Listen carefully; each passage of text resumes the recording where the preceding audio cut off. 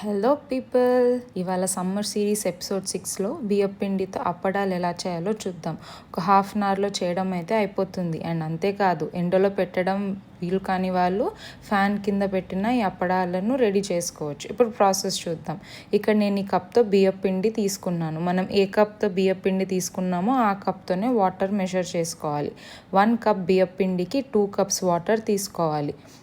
ఇందులోనే salt, 1 tea spoon జీరా, 1 tea spoon మిరియాలు, ఇక్కడ మీరు కావాలంటే చిల్లీ ఫ్లేక్స్ అయినా వేయచ్చు, లేదంటే పచ్చిమిర్చిని కచ్చా పచ్చాగా దంచైనా తీసుకోవచ్చు.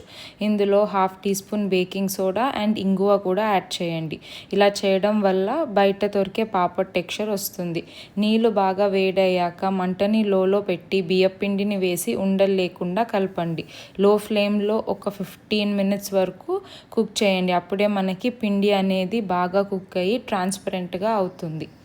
మీకు ఎంత పిండి కావాలో అంత పిండి తీసుకొని ఇలా వీడియోలో చూపించినట్టు ఒక ప్లేట్లోకి తీసుకొని బాగా మెదపండి.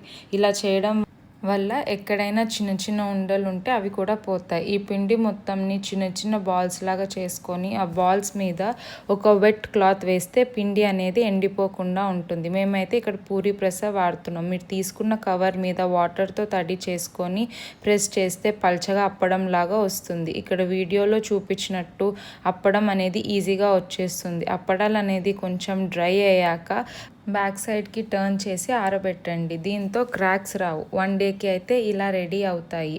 ఎండ ఉంటే ఒక రోజు అంతా ఎండలో ఎండపెట్టండి. ఎండలేని వాళ్ళు ఇంకొక రోజు ఫ్యాన్ కింద ఆరబెడితే అప్పడాలు అనేవి రెడీ అయిపోతాయి. ఇవి 1 ఇయర్ వరకు స్టోర్ చేసుకోవచ్చు. మనం ఎప్పుడు కావాలంటే అప్పుడు ఇలా వేడివేడి ఆయిల్ తీసుకొని ఫ్రై చేసుకుంటే ఇవి మంచిగా కరకరలాడుతూ రెడీ అయిపోతాయి. వీటిని మనం పప్పు చారులోకి ఆర్ ఈవినింగ్ స్నాక్గా అయినా తీసుకోవచ్చు.